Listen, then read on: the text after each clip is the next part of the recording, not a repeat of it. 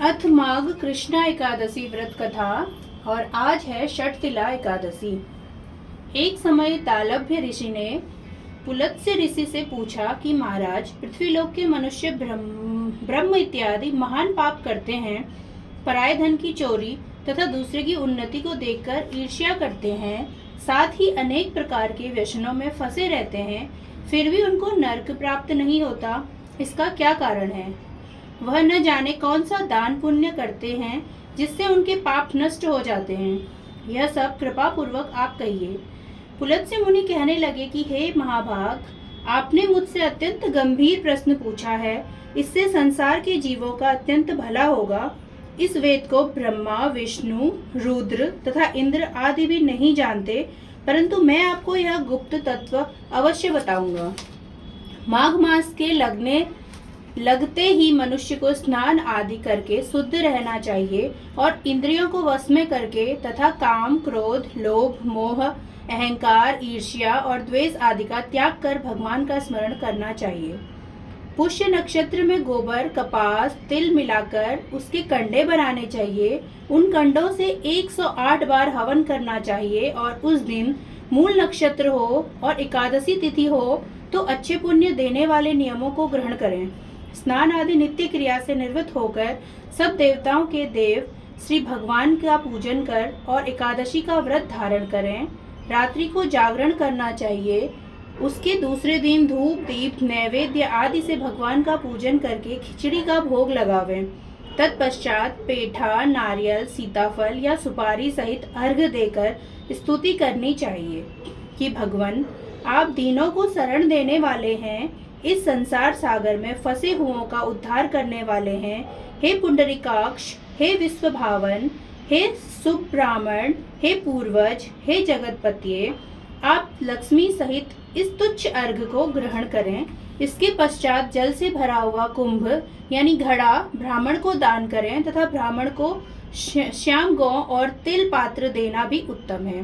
तिल स्नान और भोजन दोनों ही श्रेष्ठ हैं। इस प्रकार जो मनुष्य जितने तिलों का दान करता है उतने ही 1000 वर्ष स्वर्ग में वास करता है।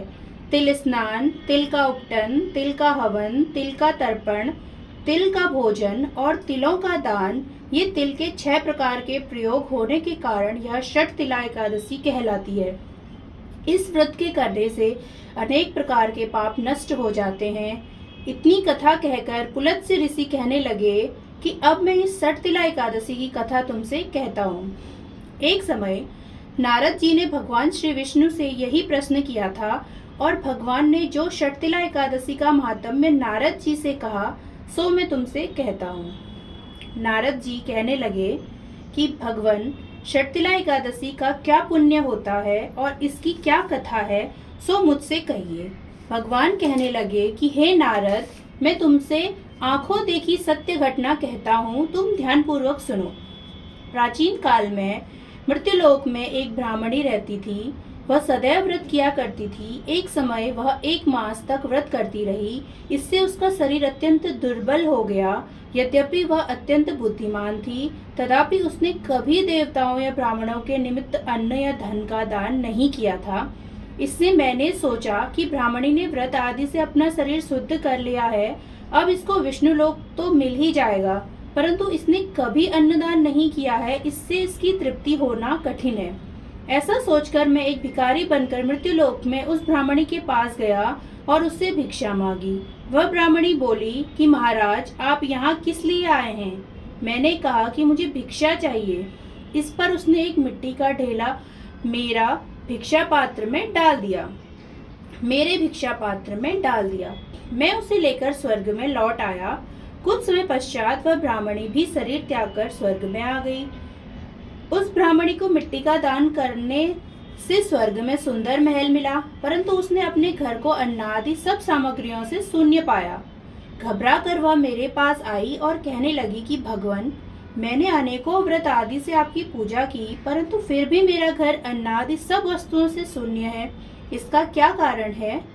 मैंने कहा कि पहले तुम अपने घर जाओ, देव स्त्रियां तुम्हें देखने के लिए आएंगी। पहले उनसे षटतिला एकादशी का पुण्य और विधि सुन लो, तब द्वार खोलना। मेरे ऐसे वचन सुनकर वह अपने घर गई।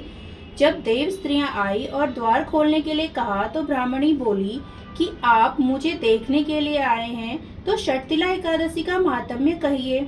उनमें से एक देव स्त्री कहने लगी कि मैं कहती हूँ। जब ब्राह्मणी ने षटतिला एकादशी का महात्म्य सुना तो फिर उसने द्वार खोला। देवांगनाओं ने उसको देखा कि न तो वो गांधर्वी है और न आसुरी है, वरन पहले जैसी मानुसी है। उस ब्राह्मणी ने भी उसके कथानुसार षटतिला एकादशी का व्रत किया। उसके प्रभाव से वह सुंदर और रूपवती हो गई तथा उसका घर अन्न आदि समस्त सामग्रियों से युक्त हो गया। अतः मनुष्यों को मूर्खता त्याग कर षटतिला एकादशी का व्रत और लोभ न करके तिलादि का दान करना चाहिए। इससे दुर्भाग्य, दरिद्रता तथा अनेक कष्ट दूर होकर उसको मोक्ष की प्राप्त होती है। बोलो एकादशी माता की जय।